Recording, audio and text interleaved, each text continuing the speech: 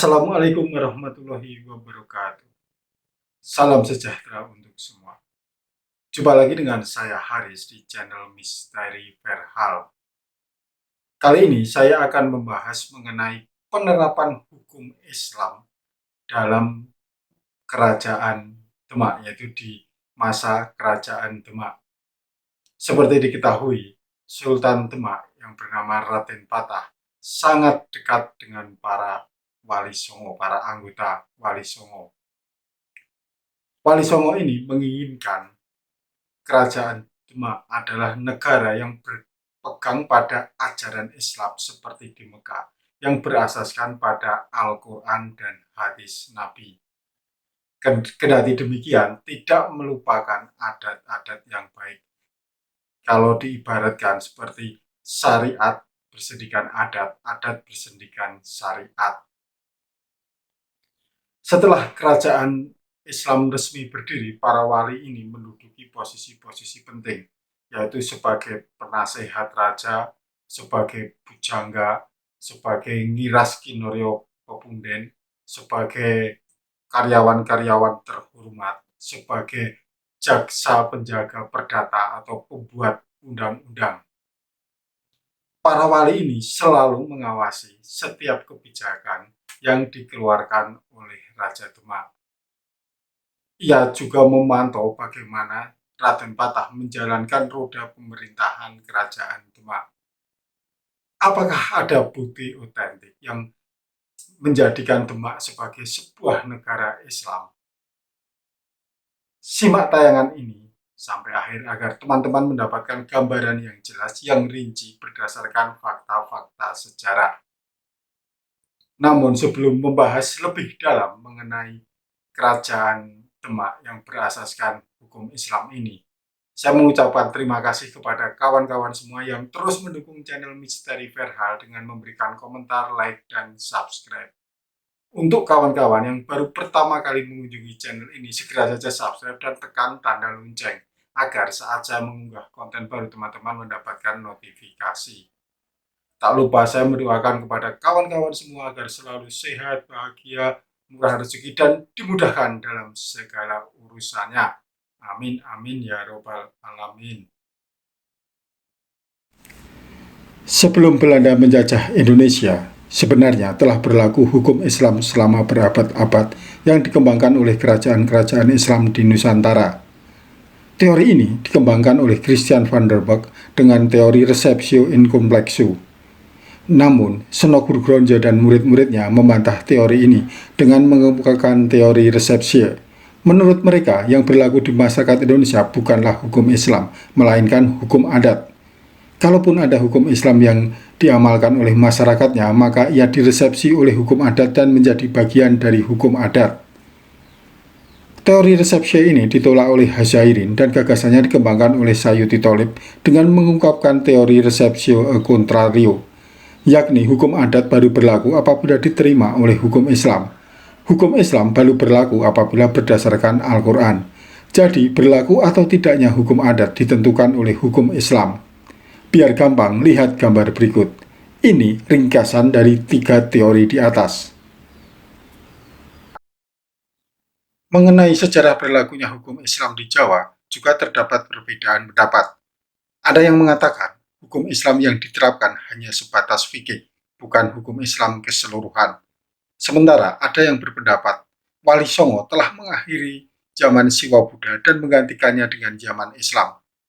Kerajaan Demak tidak hanya mengatur masalah pernikahan dan ibadah murni, melainkan juga masalah waris, muamalah, jinayah, dan siasah, yaitu pidana dan politik, hukum acara peradilan, dan lain-lain, di mana aturan-aturan tersebut didasarkan pada hukum Islam.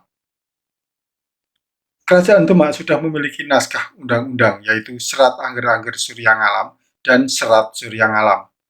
Naskah Serat Angger-Angger Surya Ngalam dan Serat Surya Ngalam adalah undang-undang resmi Kerajaan Demak yang berisi mengenai ketentuan perdata, pidana, dan hukum acara yang bersumber pada tata hukum Islam dan kemudian dijadikan salah satu sumber hukum kerajaan-kerajaan berikutnya, yaitu Pajang dan Mataram.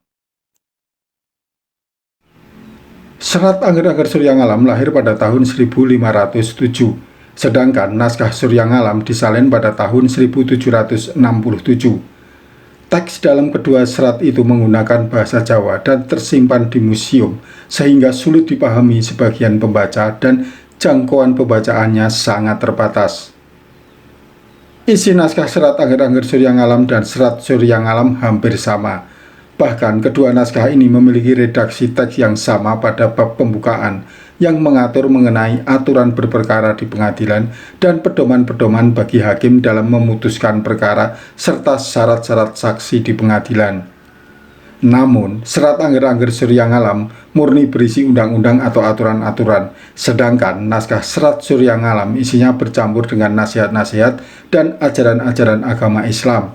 Misalnya, perintah melaksanakan sholat dan puasa dengan penjelasan tata caranya. Dalam naskah serat Angger-Angger Surya Ngalam dan serat Surya Ngalam dijelaskan bahwa hukum yang berlaku di Kerajaan Demak berdasarkan hukum Islam dengan berpegang pada Al-Quran dan hadis. Hal ini ditegaskan dalam pembukaan undang-undang dan sering juga ditegaskan kembali pada bagian yang lain dengan redaksi kata yang berbeda. Serat Angger-Angger Surya Ngalam berisi tata hukum Islam yang bersumber pada Kitab Anwar, sesuai dengan konsep formulasi Pangeran Adipati Ngadilogo atau Raden Patah yang dituangkan dalam undang-undang oleh Raden Arya Trenggono, Sultan Demak ketiga ya, Raden Arya Trenggono ini, yang saat itu masih menjabat sebagai jaksa. Undang-undang ini kemudian disebut dengan Undang-Undang Jawa Surya Ngalam yang dijadikan sebagai salah satu sumber hukum kerajaan-kerajaan berikutnya, yakni Pajang dan Mataram. Sedangkan serat Surya Ngalam sebagian juga berisi mengenai peraturan-peraturan yang berlaku di Kerajaan Islam Demak dan berdasarkan tata hukum Islam. Serat ini masih menggunakan aksara dan bahasa Jawa Carik, ditulis pada tahun 1767. Kedua serat itu mengatur segala hal, baik perkara perdata maupun pidana berdasarkan hukum Islam. Baik serat Angger-Angger Surya Ngalam maupun serat Surya Ngalam memiliki 4 azas. Pertama, legalitas. Prinsip legalitas dirancang untuk memberikan maklumat kepada publik seluas mungkin tentang apa yang dilarang oleh hukum, sehingga mereka dapat menyesuaikan tingkah lakunya. Asas ini merupakan jaminan kebebasan individu dengan memberi batas aktivitas apa yang dilarang secara tepat dan jelas. Asas ini melindungi dari penyalahgunaan kekuasaan atau kesewenang-wenangan hakim, menjamin keamanan individu dengan informasi yang boleh dan yang dilarang. Kedua, asas praduga tak bersalah. Asas ini meminimalkan kekerasan dan menghindarkan bahaya penyalahgunaan proses hukuman dalam hubungannya dengan terdakwa yang dianggap tidak terbukti bersalah sampai dibuktikan bersalah. Asas ini disebutkan secara tegas dalam Undang-Undang Kerajaan Demak. Wong an reka tanpa saksi, tanpa serenan, tanpa sirikan, kalahono padune. Artinya bahwa barang siapa menuduh tanpa saksi dan bukti tidak dapat dimenangkan perkaranya. Di samping itu disebutkan bahwa waspadakno ojo sira kongsi aniaya wong apadu, endi sujare kang apadu kang patut linakonan sira entengno tutuke. Artinya, jaksa tidak boleh memutuskan suatu perkara atau menganggap seseorang bersalah sebelum menunggu proses peradilan selesai. Asas ketiga, tidak sahnya hukum karena keraguan. Menurut ketentuan ini, putusan untuk menjatuhkan hukuman harus dilakukan dengan keyakinan tanpa adanya keraguan. Asas keempat, prinsip kesamaan di depan hukum atau di hadapan hukum. Pada masa jahiliyah, tidak ada kesamaan di antara manusia, tidak ada kesamaan antara tuan dan budak, antara pemimpin dan rakyat biasa, antara si kaya dan si miskin, antara pria dan wanita. Dengan datangnya Islam, semua perbedaan atas dasar ras, warna, seks, bahasa, dan sebagainya dihapuskan. Prinsip kesamaan di depan hukum dianut dalam Undang-Undang Kerajaan Demak. Raja memerintahkan jaksa agar tidak pilih kasih terhadap siapapun. Semua sama di hadapan hukum. Ojo siro pilih kasih, ojo siro pai-pai. Pertanyaan kita, apakah hukum Islam dijalankan di Kerajaan Demak? Sulit menjawabnya. Namun, peristiwa yang dapat dijadikan bahan rujukan latar belakang legislasi hukum Islam adalah kasus penangguhan eksekusi Syekh Siti Jenar. Wali Songo tidak langsung menghukum Syekh Siti Jenar sebelum kerajaan Islam Demak berdiri. Di sini terlihat jika Wali Songo telah memiliki kesadaran politik dan gagasan bernegara dan berorientasi kepada konsepsi negara hukum yang tidak membenarkan main hakim sendiri. Dalam Langgam Asmorotono Pupuh 32 bait 35 dan 36 digambarkan jika kasus Syekh Siti Jenar yang sempat dipetieskan sementara waktu akhirnya dilanjutkan kembali. Sidang istimewa antara Dewan Wali Songo dan segenap pembesar kerajaan menjatuhkan vonis hukuman mati terhadap Syekh Siti Jenar atas dakwaan balilo atau membangkang terhadap negara dengan kedok agama, pembongkaran syariat, sehingga tampak bahwa syariat tidak diperlukan lagi, misalnya tidak melaksanakan sholat Jumat, menghalang-halangi penyiaran agama, mengganggu stabilitas negara, dan menyebarkan ajaran sesat, sehingga menimbulkan kesalahpahaman dan kekacauan. Karena para murid Syekh Siti Jenar ini banyak yang membuat onar, minta dibunuh, bahkan ada yang bunuh diri, meresahkan masyarakat dan meninggalkan syariat Islam. Proses pelaksanaan hukuman mati bagi Syekh Siti Jenar melalui penyelidikan dan tahapan yang panjang. Sebelum dieksekusi, Syekh Siti Jenar terlebih dahulu diajak diskusi oleh Dewan Wali Songo untuk menyadarkannya agar mau bertaubat. Setelah melalui tahap diskusi tidak berhasil, Kesultanan Demak memberi peringatan yang keras. Baru setelah peringatan tersebut tidak diindahkan dan data-data otentik mengenai kesalahan Syekh Siti Jenar dapat dibuktikan kebenarannya, pengadilan yang dihadiri oleh para wali, Sultan Fatah, Patih Wonosalam, penghulu, panglima perang, dan jaksa menjatuhkan vonis hukuman mati. Pelaksanaan sidang pengadilan Syekh Siti Jenar ini bertempat di Serambi Masjid Agung Demak. Ajaran Syekh Siti Jenar memiliki paham ketuhanan yang terpengaruh oleh aliran Sufisme yang sedang berkembang. Ia berpendapat bahwa orang yang telah mati akan lahir kembali menjadi manusia lagi atau mengalami reinkarnasi. Selain itu, Syekh Siti Jenar berpendapat bahwa orang yang telah mati bisa juga menyatu dengan Al-Haq atau Allah Subhanahu wa Ta'ala. Konsep lain yang dikembangkan oleh Syekh Siti Jenar adalah manunggaling kawula Gusti, menyatunya manusia dengan Tuhan. Syekh Siti Jenar berpendapat bahwa dalam perjalanan hidupnya ia mencari Tuhan. Ketika sudah menemukannya, maka yang dirasakan adalah Tuhan itu sangat dekat. Ia bahkan berpendapat lebih ekstrim bahwa Tuhan bisa menyatu dengan diri manusia.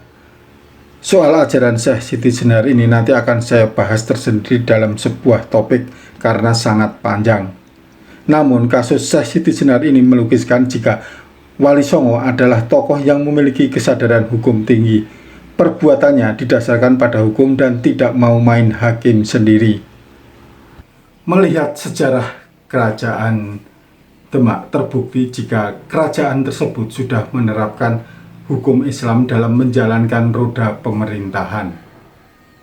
Bukan hanya di Demak, tapi di kerajaan-kerajaan Islam berikutnya seperti Pajang dan Mataram Islam. Meski pada akhirnya ketika Belanda menjajah Indonesia, hukum yang digunakan, hukum yang diterapkan oleh Belanda adalah hukum buatan mereka yang dalam pembuatannya lebih banyak dipengaruhi oleh unsur-unsur latar belakang dan budaya bangsa Eropa. Teman-teman, demikianlah pembahasan mengenai hukum Islam pada masa kerajaan Demak. Jika teman-teman menginginkan saya membahas sebuah topik tertentu, silahkan kirim ke email misteri.verhal@gmail.com atau mengirim message melalui Facebook dan Instagram yang alamatnya ada di kolom deskripsi atau di kolom komentar. Atau kalau yang nggak mau ribet, cukup menulis komentar di kolom komentar yang ada di bawah ini. Nanti saya yang akan menghubungi teman-teman semua. Jangan lupa ikuti terus channel Misteri Verhal karena episode mendatang saya akan membawakan cerita-cerita ataupun sejarah yang tentu jauh lebih dahsyat dari saat ini. Terima kasih, sampai jumpa. Wassalamualaikum warahmatullahi wabarakatuh.